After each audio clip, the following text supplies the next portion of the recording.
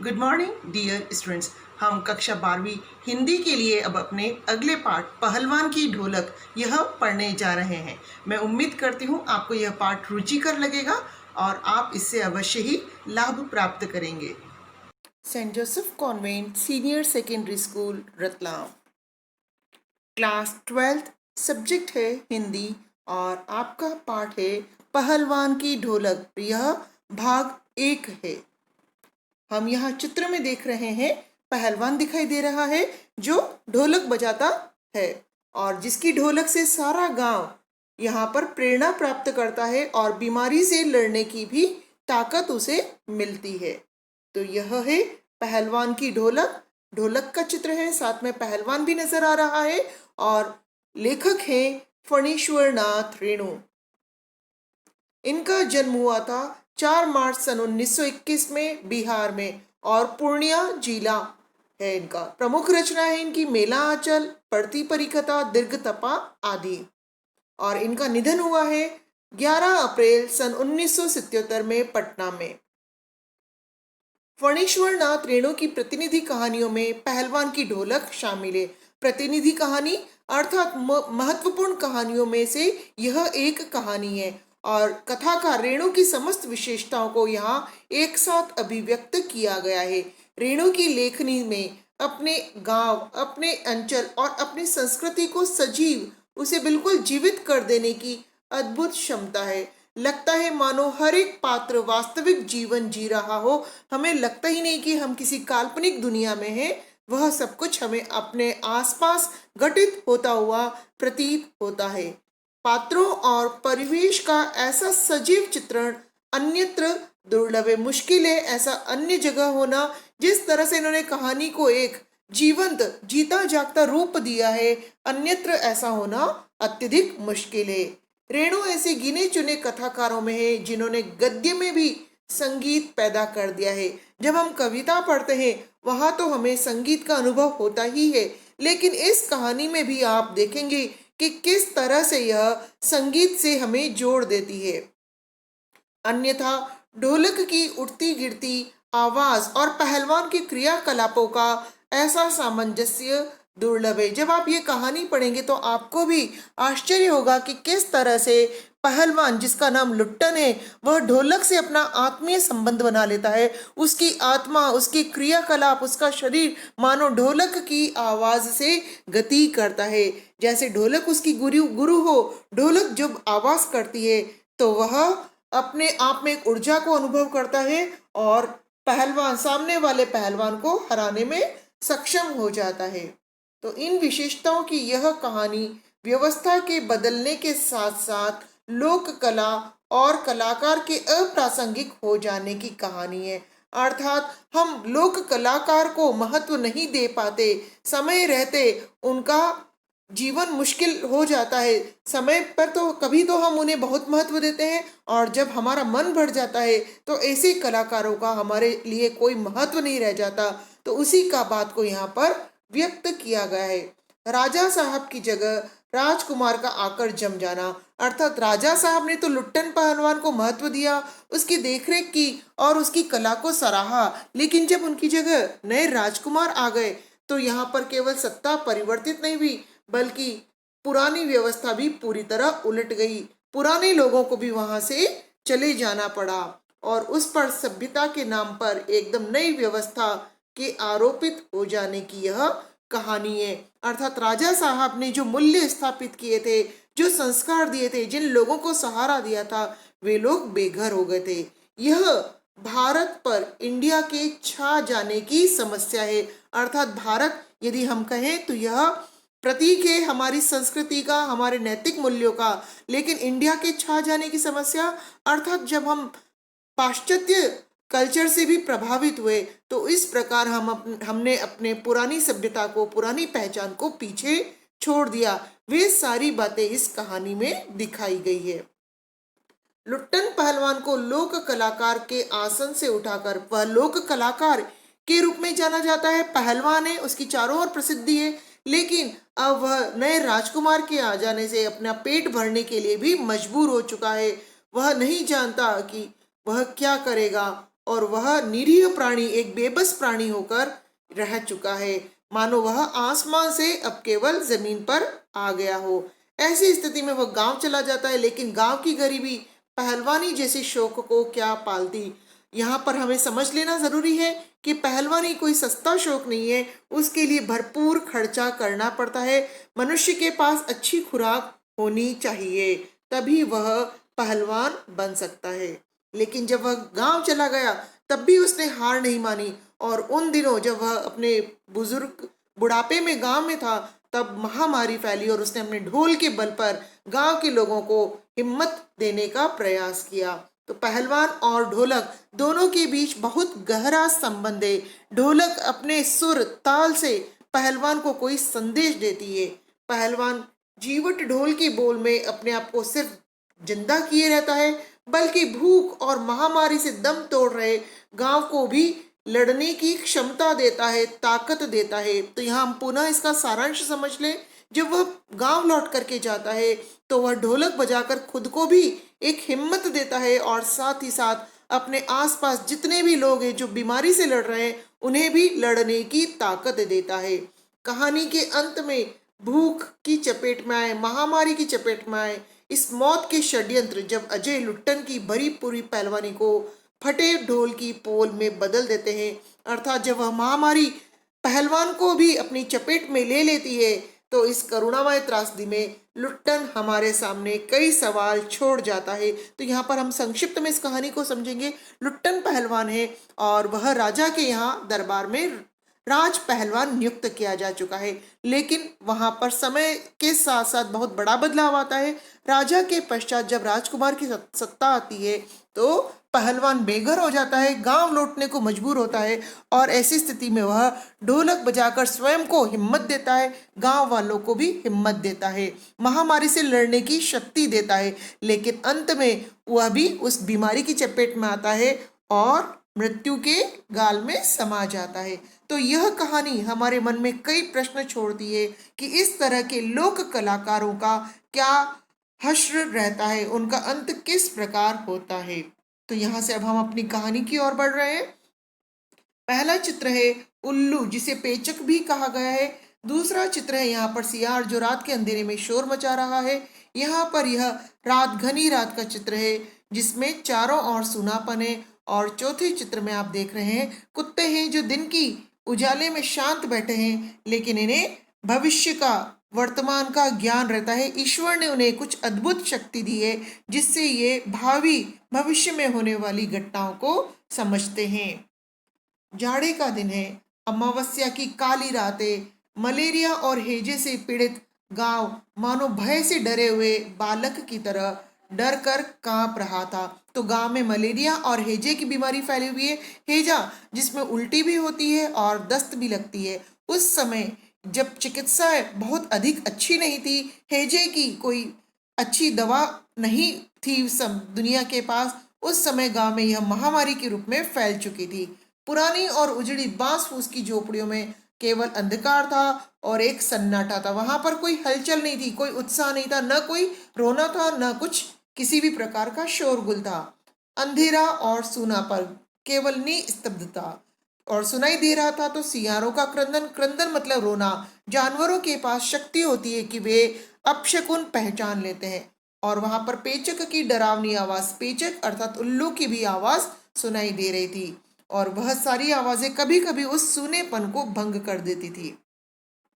गांव की झोपड़ियों से कभी कभी कराहने की और के करने की आवाज आती थी। के करना अर्थात उल्टी करने की आवाज, और आवाज आती थी हरे राम, हे भगवान। इस छोटे छोटे से कुछ संक्षिप्त संवाद सुनाई देते थे, और बच्चे भी कभी भी अपने कमजोर कंठों से माँ माँ पुकार कर रो पड़ते थे, क्योंकि वे उस बीमारी से त्रस्त हो चुके हैं, परेशान हो चुके हैं। यहाँ पर बताया है कुत्तों में परिस्थिति को समझने की एक विशेष बुद्धि होती है। वे समझ जाते हैं कि आसपास क्या अपशकुन हो रहा है, क्या बुरा घटित हो रहा है। वे दिन भर राख के गुरुओं पर भले सिकुड़ कर बैठे रहे, लेकिन संध्या समय गंभीर रात्रि को सब मिलकर रोते थे, क्योंकि उन्हें वहां पर हो रही मौतें स्पष्ट दिखाई देती थी। यहाँ पर आप देख सकते हैं शाम का समय है और सभी लोग अपने अपने घरों में जा चुके हैं, क्योंकि अब वहां पर पर्याप्त सुविधा नहीं है, न तो रोशनी की न किसी चिकित्सा की। उनके पास कोई उपाय नहीं है और वे अपने घरों में जाकर बैठ चुके हैं। सूर्यास्त का समय है यह। रात्रि अपनी भीषणताओं के साथ चलती रहती और उसकी सारी भीषणता को ताल ठोक कर ललकारती रहती थी केवल पहलवान की ढोलक। तो यहाँ पर सारे लोग घरों के अंदर है, विवश है, मजबूर है बीमारी से, लेकिन हार नहीं मानी है। तो किसने? पहलवान ने, लुट्टन पहलवान ने हार नहीं मानी है और वह सारी रात उस सूनेपन में ढोलक बजाता है और लोगों को संदेश देता है, मत डरो, इससे लड़ो। संध्या से लेकर सुबह तक एक ही गति से वह ढोलक बजती रहती और उसमें से आवाज आती, चटधा गिड़धा चटधा गिड़धा, यानी आजा और भिड़ जा, इस बीमारी से तुम भिड़ जाओ। बीच बीच में चटाक चटधा, अर्थात उठाकर पटक दे, इस बीमारी को उठाकर अपने से दूर पटक दे, ऐसा संदेश भी वह ढोलक देती थी। और यही आवाज उस मृत गांव में, मृत गांव अर्थात लोगों का जो मनोबल गिर चुका था, वे उसमें उनकी मनोदशा में वह संजीवनी, एक अमृत का कार्य करती थी, लोगों को हौसला देती थी ताकि वे डरे नहीं और उस बीमारी का सामना करें। लुट्टन सिंह पहलवान है वह, जिसे पूरे जिले के लोग अवश्य जानते थे। अब हम यहाँ पर लुट्टन के अतीत की बात पढ़ रहे हैं। लुट्टन अभी फिलहाल भले गांव में ढोलक अवश्य बजा रहा है महामारी के समय, लेकिन यहाँ पर उसका अतीत जान लिया जाए। लुट्टन के माता पिता उसे 9 साल की उम्र में अनाथ बनाकर ईश्वर के पास चले गए, लेकिन यहाँ पर उसका भाग्य साथ दिया कि उसकी शादी हो चुकी थी, अन्यथा वह भी माँ बाप का अनुसरण करता, अर्थात उसे भी ईश्वर के पास ही जाना पड़ता। यहाँ पर अच्छी बात है, उसकी विधवा सास ने पाल पोस कर उसको बड़ा किया। बचपन में वह गाय चराता है, धारोष्ण दूध पीता है, अर्थात एक धार से दूध पीता है और कसरत किया करता था, अपना शरीर मजबूत बना रहा है। गांव के लोग उसकी सास को तरह तरह की तकलीफ दिया करते हैं। यहाँ पर समाज की विडंबना है कि वे अकेली महिला का सहयोग नहीं करेंगे, वरन उसको और कष्ट देंगे। तो लुट्टन के सिर कसरत की धुन भी लोगों से बदला लेने के लिए ही सवार हुई थी। वह उन लोगों को सबक सिखाना चाहता था जो उसके परिवार को तंग करते थे। नियमित कसरत ने किशोर अवस्था में ही, अर्थात एक टीन एज में ही, उसके सीने और बाहों को सुडौल और मांसल बना दिया था, अर्थात वह एक भरपूर अच्छा खासा पहलवान दिखाई देने लगा था। जवानी में कदम रखते ही वह गांव में सबसे अच्छा पहलवान समझा जाने लगा। लोग उससे डरने लगे। वह दोनों हाथों को दोनों ओर 45 डिग्री की दूरी पर फैलाकर चलता था और वह कुश्ती भी लड़ने लगा था। उसकी ताकत को देखकर लोग उससे दूर रहते थे। यहाँ पर हम देख सकते हैं, पहले चित्र में पहलवान कसरत कर रहे हैं, दूसरे चित्र में वे कुश्ती लड़ रहे हैं और तीसरे चित्र में भी वे कुश्ती लड़ रहे हैं। यहाँ पर अब उसकी कहानी में कुछ टर्न आ रहे हैं। लुट्टन पहलवान की कहानी बदल रही है। एक बार वह दंगल देखने श्यामनगर मेले में गया। तब के जमाने में मेलों आदि में भी दंगल का आयोजन किया जाता था ताकि लोगों का मनोरंजन हो सके। पहलवानों की कुश्ती और दांव पेच देखकर उससे नहीं रहा गया।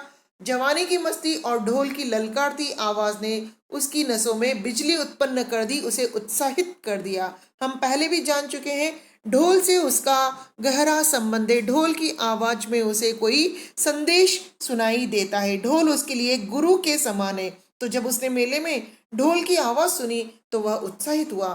उसने बिना कुछ सोचे दंगल में शेर के बच्चे को चुनौती दे डाली। शेर के बच्चा, यह एक टाइटल है और इस व्यक्ति का असली नाम है चांद सिंह। यह पंजाब का पहलवान है। वह अपने गुरु पहलवान बादल सिंह के साथ पंजाब से पहल श्यामनगर में मेला देखने आया था। सुंदर जवान, अंग प्रत्यंग से उसके सुंदरता टपक रही थी और वह वाकई में बहुत ताकतवर भी था। उसने अनेक पहलवानों को धूल चटा दी थी, इसीलिए उसे शेर के बच्चे का टाइटल मिला था। केवल 3 दिन में ही उसने पंजाबी, पठान सभी पहलवानों को पछाड़कर शेर के बच्चे टाइटल प्राप्त किया था।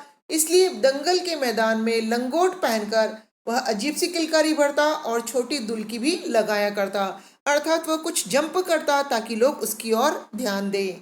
देसी नौजवान, सामान्य नौजवान पहलवान तो उससे लड़ने की भी कल्पना नहीं करते थे और अपनी टाइटल को सत्य प्रमाणित करने के लिए, सच सिद्ध करने के लिए चांद सिंह बीच बीच में दहाड़ता भी रहता था। श्यामनगर के दंगल और शिकार प्रिय वृद्ध राजा साहब ने उसे दरबार में रखने की सोची थी। अर्थात वहां श्यामनगर के राजा ने सोचा था कि वे चांद सिंह को अपने दरबार में राज पहलवान बना लेंगे कि लुट्टन ने शेर के बच्चे को, उस चांद सिंह को चुनौती दे डाली। दर्शक उसे पागल समझ रहे थे क्योंकि सब कोई चांद सिंह को बहुत अधिक ताकतवर देख चुके थे, उसकी पहलवानी देख चुके थे और ऐसी स्थिति में लुट्टन की उस हिमाकत को वे गलत समझ रहे थे। चांद सिंह बाज की तरह लुट्टन पर टूट पड़ा, लेकिन लुट्टन ने आक्रमण को संभालकर अच्छी से वह उठ खड़ा हुआ। राजा ने यहाँ पर भले की दृष्टिकोण से, भलाई के दृष्टिकोण से लुट्टन को समझाया और कुश्ती से भी हटने को कहा, लेकिन लुट्टन ने लड़ने की अनुमति मांगी।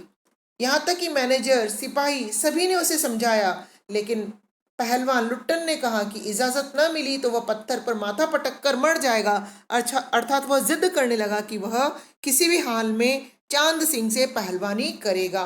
भीड़ अधीर हो रही थी, बेचैन हो रही थी, वे पहलवानी देखना चाहते थे, जबकि पंजाबी पहलवान जो चांद सिंह के पक्ष के थे वे लुट्टन पर गालियों की बौछार कर रहे थे, क्योंकि उन्हें यह समझ में नहीं आ रहा था कि उनके इस नामी गिरामी पहलवान से कोई जीत भी पाएगा। दर्शक चाहते थे कि यह पहलवानी हो, वे उसे लड़ने की अनुमति देना चाहते थे। विवश होकर राजा साहब ने उसे इजाजत दे दी। बाजे बजने लगे, लुट्टन का ढोल भी बजने लगा, अर्थात ढोल भी साइड में बजने लगा, जो एक तरह से लुट्टन के लिए मददगार सिद्ध होगा। चांद सिंह मजबूत आदमी है, उसने कसकर लुट्टन को दबा लिया।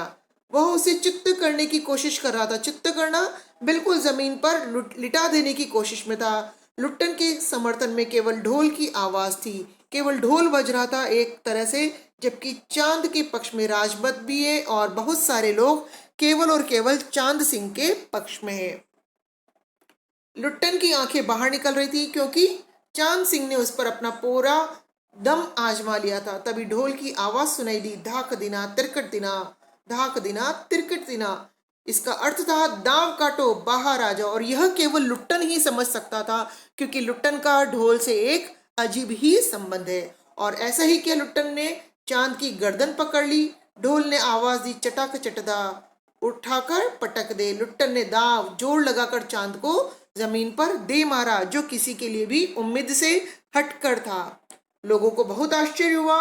तब लुट्टन दांव काटकर बाहर निकला और लपक कर उसने चांद की गर्दन पकड़ ली। वाह रे मिट्टी के शेर! अब लोग, जो दर्शक है, जो पब्लिक है, उन्होंने भी अपनी आवाज बदल ली। वे भी जीतने वाले के साथ हो गए। मोटी और भोंडी आवाज वाला ढोल फिर से बज उठा। लोगों के लिए वह भली कैसी भी आवाज कर रहा हो, लेकिन लुट्टन को वह प्रेरणा दे रहा है। चटाक चटदा, अर्थात उठा पटक दे, उठाकर पटक दे। ढोलक ने दिनादिन दिक दिना कहा और लुट्टन ने चांद सिंह को चारों खाने चित्त कर दिया, अर्थात उसे बुरी तरह परास्त कर दिया। ढोलक ने वाह बहादुर, ढोलक कह नहीं रहा है, लेकिन लुट्टन को ऐसा प्रतीत हो रहा है कि ढोलक ने अपनी आवाज में वाह बहादुर कहा है। और तब जनता ने माँ दुर्गा, महावीर, राजा की जय जयकार की।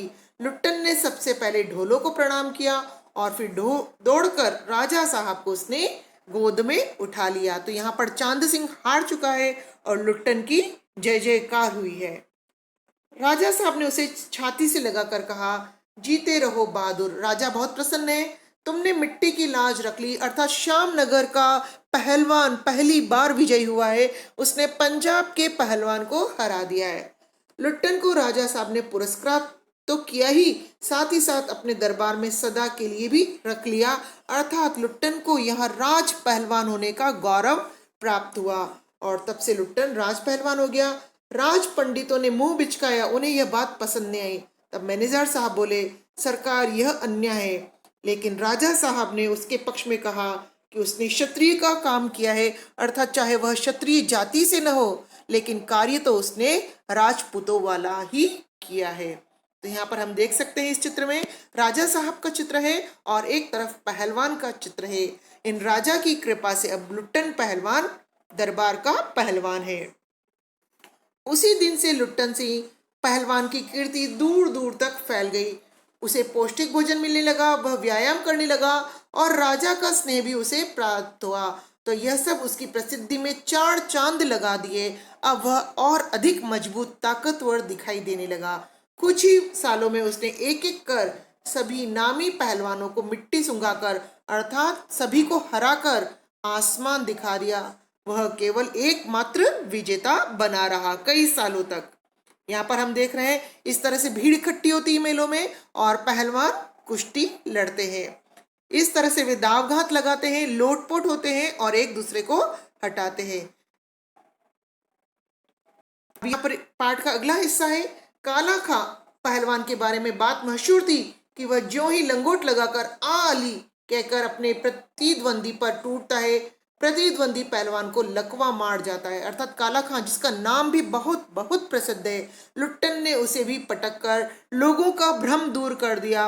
अर्थात लुट्टन से अधिक ताकतवर पहलवान उस शहर में, उस आसपास के इलाकों में कहीं नहीं है। तो यहाँ पर हम देख सकते हैं लुट्टन किस तरह से दूसरे पहलवानों को धूल चटाता रहा। हम आज के इस वीडियो में इतना ही पढ़ेंगे। अगली वीडियो में हम इस चैप्टर का अगला हिस्सा जानेंगे। पहला प्रश्न है यहाँ पर, कुश्ती के समय ढोल की आवाज और लुट्टन के दांव पेच में क्या तालमेल था? इन ध्वन्यात्मक शब्द और ढोल की आवाज आपके मन में कैसी ध्वनि पैदा करते हैं, बताइए। तो कुश्ती के समय ढोल की आवाज, लुट्टन के दांव पेच में अद्भुत सामंजस्य तालमेल था। लुट्टन को ढोल की प्रत्येक थाप एक नया दाव पेच सिखाती थी।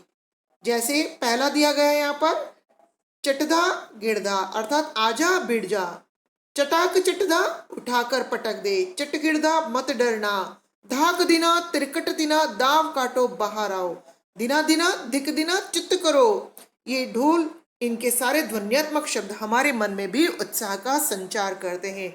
हमें भी ढोल की आवाज अच्छी लगती है। प्रश्न 2, महामारी फैलने के बाद गांव में सूर्योदय और सूर्यास्त के दृश्य में क्या अंतर होता था? तो यहाँ उत्तर है, सूर्योदय और सूर्यास्त के दृश्य में बहुत अंतर था।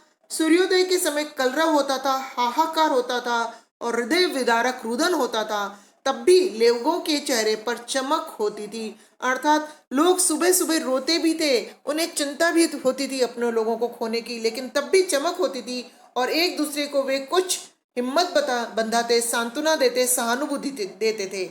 लेकिन जैसे ही सूर्य डूबा वैसे ही सारा दृश्य बदल जाता था। लोग अपने घरों में दुबक कर बैठ जाते, वे कोई शब्द नहीं करते, यहाँ तक कि माताएं अपने दम तोड़ते पुत्रों को बेटा भी कह नहीं पाती थी। ऐसे समय में केवल पहलवान की ढोलक, उसकी आवाज सुनाई देती थी, जैसे वह महामारी को चुनौती दे रही हो। यहाँ पर हमें आशय स्पष्ट करना है। यह आपकी पाठ की दूसरे पैरे की पंक्ति है। आकाश से टूटकर कोई भावुक तारा यदि पृथ्वी पर जाना भी चाहता तो उसकी ज्योति शक्ति रास्ते में ही शेष हो जाती। अन्य तारे उसकी भावुकता, उसकी असफलता पर हंस पड़ते थे। तो यहाँ पर इस पंक्ति का आशय है, लोगों के असहनीय दुख को व्यक्त किया है। तारे के माध्यम से लेखक कहना चाहता है कि अकाल महामारी से त्रस्त उस गांव वालों की पीड़ा दूर करने वाला कोई नहीं था। प्रकृति भी गांव वालों के दुख से दुखी थी, अर्थात तारों के हृदय में भी दुख उत्पन्न हो जाता था। आकाश से टूटकर यदि कोई भावुक तारा उन लोगों के कष्टों को दूर करने पृथ्वी पर आना भी चाहता, लेकिन उसकी ज्योति और उसकी शक्ति रास्ते में ही रह जाती थी। अर्थात लेखक कहना चाहता है कि तब तात्कालिक चिकित्सा सुविधाएं अपूर्ण थी, प्रकृति भी उन लोगों के कष्टों को दूर नहीं कर पाती थी। मैं उम्मीद करती हूँ आपको यहाँ तक का पाठ समझ में आया होगा और आप इसे ध्यानपूर्वक